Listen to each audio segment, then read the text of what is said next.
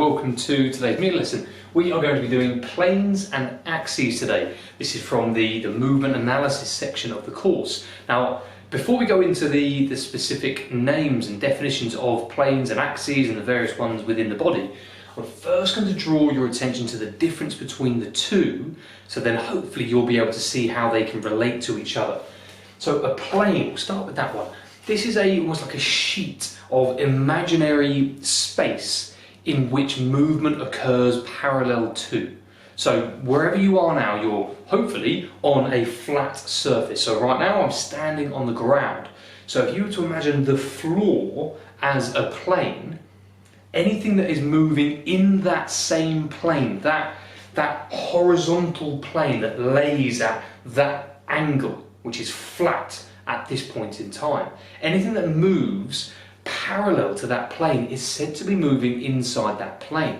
Whereas an axis is almost like a spike or a pole that goes through an object and rotation occurs around it. Now in the body we're dealing with imaginary planes and imaginary axes, but if we analyse movement and we take it back to anatomical position where we've got chest facing forwards, palms facing forwards, toes pointing forwards, our anatomical position. If we look at a joint that moves within anatomical position, we can use three sets of planes and axes to describe the movement that occurs in our body. Because in sport, it might look like a complex mess of movements. All of the joints and limbs and bones and muscles, they're all moving at the same time, and it might look almost impossible to distill how each joint is moving in particular. It looks like it's random. But planes and axes are at play. So if we were to look at a specific joint and we were to strip it back to its anatomical movement, we'll be able to see the same three planes and axes in action. So for example, even in a tennis serve, where it looks like the whole arm and torso is moving in a complex manner, but if we know that the elbow is going from a flexed state into an extended state, we know that extension at the elbow is occurring.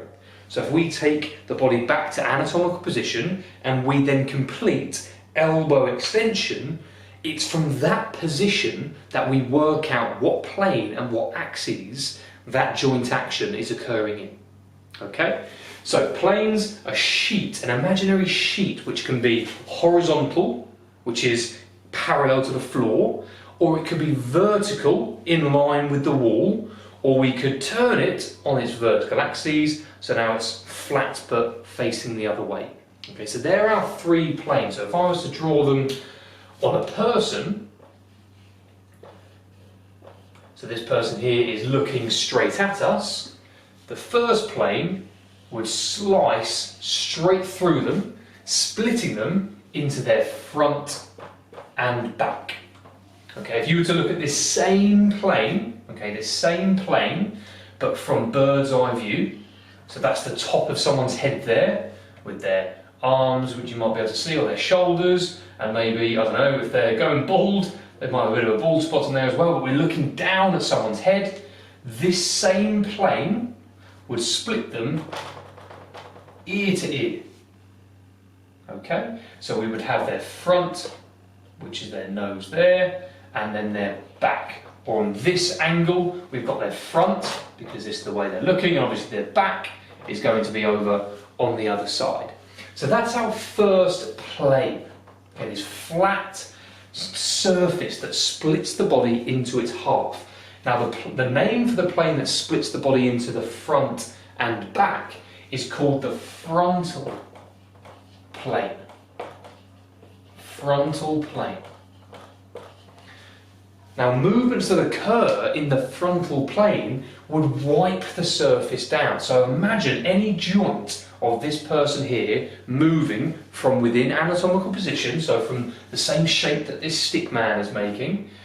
We would be talking about if they were to lift their arm up and bring it back down, if they were to lift their leg up and then bring it back down, they're almost acting like windscreen wipers on a car. They're arms and legs that are getting lifted up and putting back down, or abducted, or abduction and adduction, they would be moving parallel to the surface that has split them into their front and back. So we would say that abduction and adduction occur in the frontal plane. Okay? Because the arms and the legs, they'd be wiping down that flat surface. So from the bird's eye view angle, obviously if their arm is here, from this angle we wouldn't really be able to see the movement occurring because it would be coming up towards us and then back down towards their pockets. So the frontal plane splits the body into the front and back halves, front for frontal. Joint actions that occur in the frontal plane include abduction and adduction at the shoulder and the hips, but we could also talk about wrist actions as well, or inversion and eversion at the ankle joint, or trunk flexion or lateral flexion, I should say, where the whole body bends over to the left or the right hand side. All the while, it's this movement that wipes that plane of movement, the frontal plane. Okay? Now, planes and axes come with a partner. They're always matched up with the same axis. So the frontal plane has one axis that works with it, where if we were to spike that axis through the plane, so straight through, okay, so we make that 90-degree angle between the axes and the plane, that's the one that works with it. So for a plane that's flat like this, that splits the body into the front and back, the spike would come straight through because that's making that 90 degrees. It's perpendicular to the plane that it's paired up with. And then if we were to put that spike through the joint and twist it, how would the limb rotate? So if I were to put the axis through the shoulder joint and then rotate that axis on a fixed point, what would happen to that arm? Well, it would abduct and adduct. If I were to stick that spike straight through the hip, imaginary spike I should say, and we were to twist it with the axis staying in its fixed point, then the leg would raise up and then raise back down again. It's not going to come out towards us because that's not the way that that spike's rotating. Think of it like a clock face. If you were to put a pin through the centre of a clock and twist it, the hands would go round the way that they do. If you were to put the same pin through the side of the clock and twist it, well, the hands would fall off. They'd come off the front or the back of the clock because they'd be rotating in a different direction. They'd be rotating around a different axis. Okay? Now, the name for the axis that pairs with this, so for the frontal plane, where the spike comes directly through the middle, or if we're talking about bird's eye view, it would come straight through them like that. We've got sideways movement. So this arm and this leg can abduct up and outwards towards the side. The trunk can laterally flex to the left-hand side and the right-hand side. So think S for sagittal.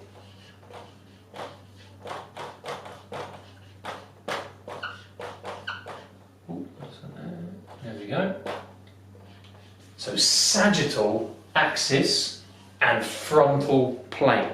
Sagittal axis and frontal plane. That is the pair.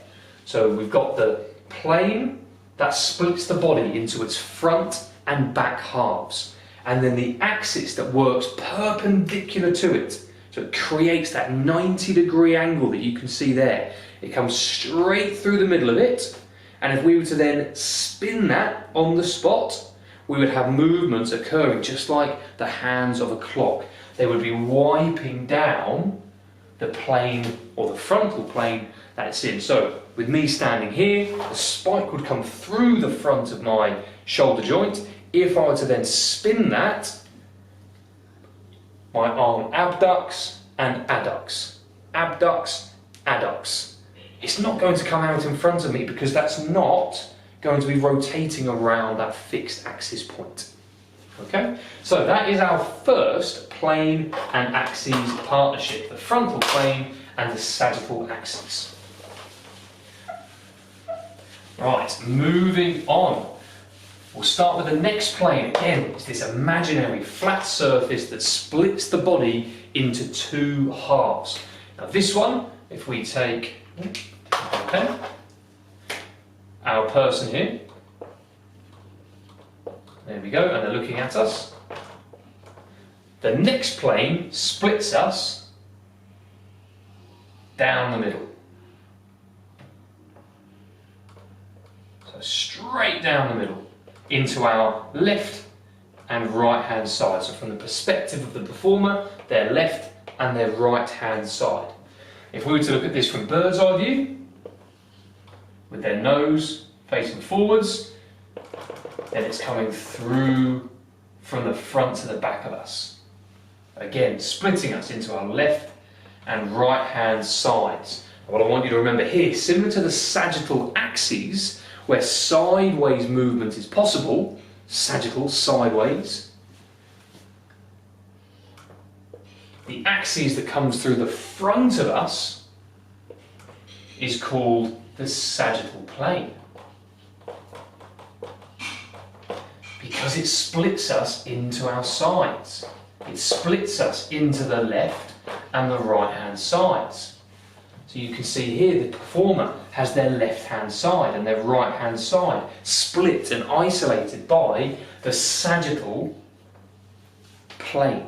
So sagittal plane splits the body into the left and right hand sides, and the same principle applies. Movements that wipe that imaginary surface down, movements that occur parallel to that plane and the direction that it's in, which is in the vertical plane, but it's pointing from the front to the back. Movements that wipe that surface down would be this arm here coming up in front of the performer, so lifting up and away, or returning back to the side or the pockets of the person.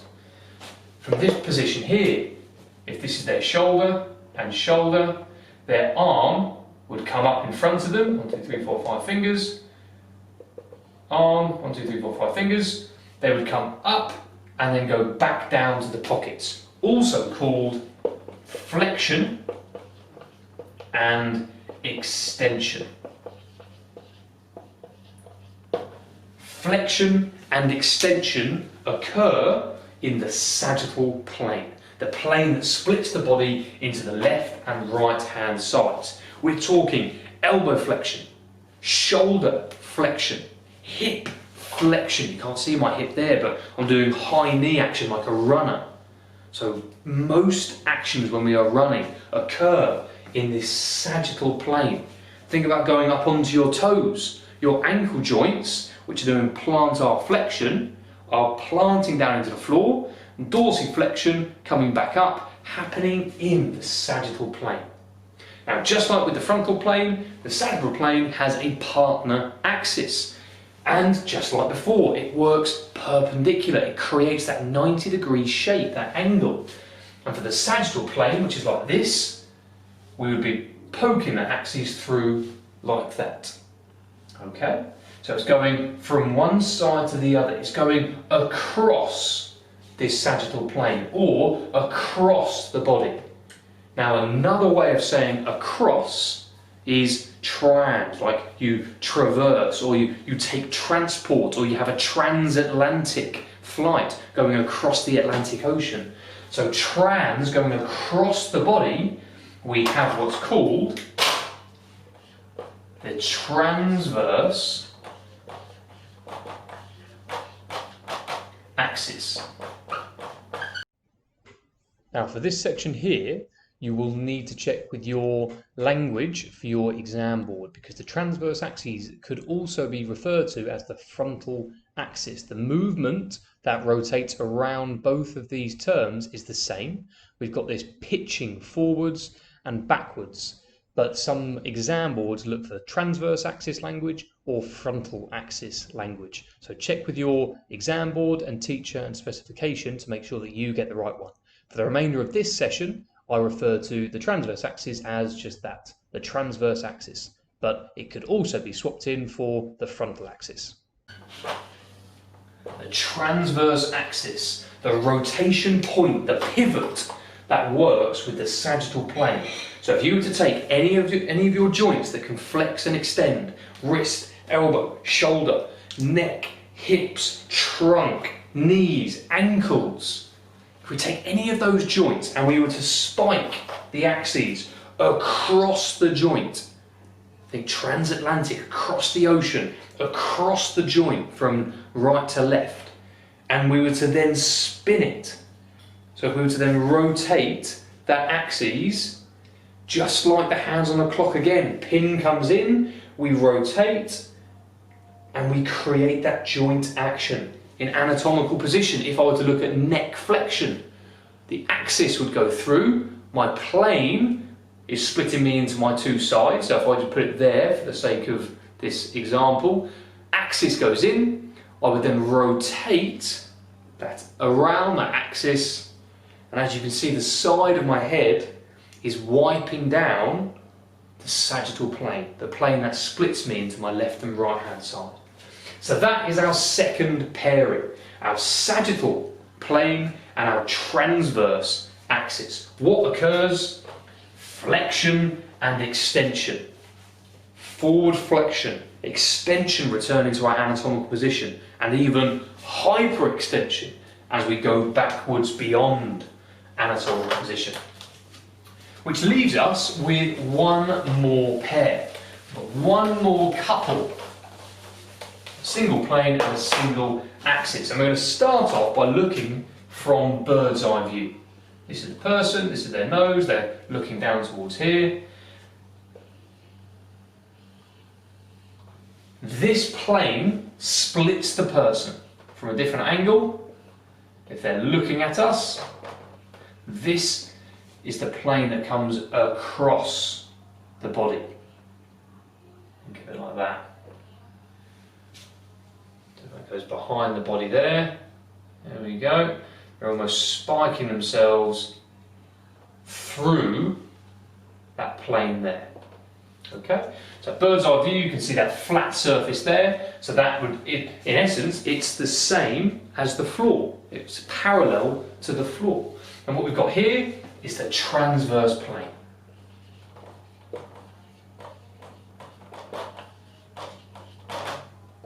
You'll notice there's a lot of repetitive words, and that can make it confusing, but I will recap the pairs at the end. So this transverse plane, think back to that transatlantic transport to go across something. The transverse plane goes across our body, left to right, so our body spikes through. Okay, and in fact, that almost draws on the axis that's at play here, which is the one that works perpendicular to it. This one you wouldn't be able to see because it would just be the spike going straight down the body. It runs almost in line with the spine. It's this vertical axis, which I'll put on here, also called the longitudinal axis. Now that's probably the easiest one to remember because it's vertical and it's the longest because you're taller than you are wide or deep. So the vertical or the longitudinal axis. And that's paired perpendicularly to the transverse plane, which is this flat surface that runs through our body. So what actions would occur if we were to spike the axis through and then twist it? Well, if I were to put the axes through the top of my head, down my spine and then spin it, I'd be turning. I'd be looking and rotating and pivoting. If I were to do it a little bit bigger, I'd be spinning left and right. If I were to look at my leg, or you could try this if you stand up. If you were to look down at your feet and you try and turn, almost like a ballerina, would turn their foot so their toes are pointing towards the left, or turn it so it's pointing out. Could be very important for sports that require, let's say, an inside foot, for passing in football. So we rotate that leg outwards. With our shoulders, if we were to put a spike through the top of our shoulder joint and then twist it, we bring it in front, bring it back. We've got horizontal flexion and horizontal extension. The same again at the hip, if we were to flex it first and open and close. Okay, so we've got plenty of movements again. If I just put down here, we've got pivots, and we've got horizontal, flex and extension. Pivots, where we're turning, we're rotating, trunk rotation, or our shoulder joints or our hip joints, where we're doing horizontal flexion and extension. Because if that plane were put underneath our arm there and we were to spike and twist, our arm would be wiping down that plane in front of us. Okay, it's moving parallel to the plane. And that is that. We've got all of our planes, all of our axes. The last thing I'll do is put them all in one place for you to see them as a pair, as a couple. So our first one that we looked at was the plane that split us front and back, making it the frontal plane.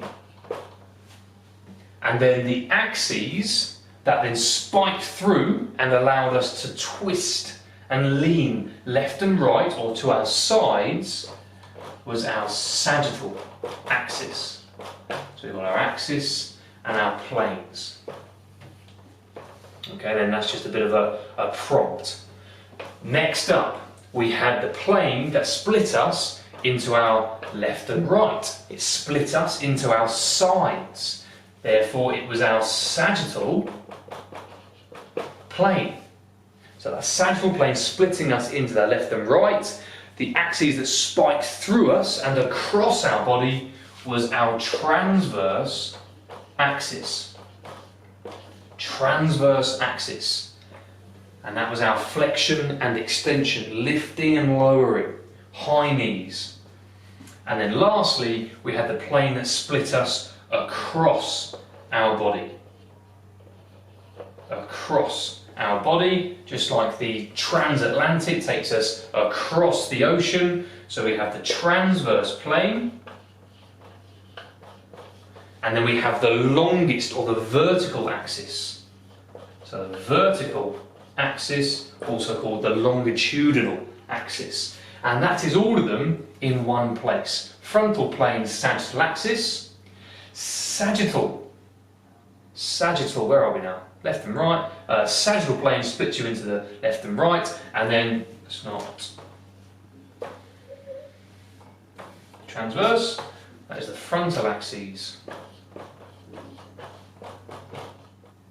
And then for the last one, we've got the plane that goes across our body, and then the axis that comes down through the body vertically is the vertical axis. And that is that. Planes and axes, 3 different pairs, 6 different terms.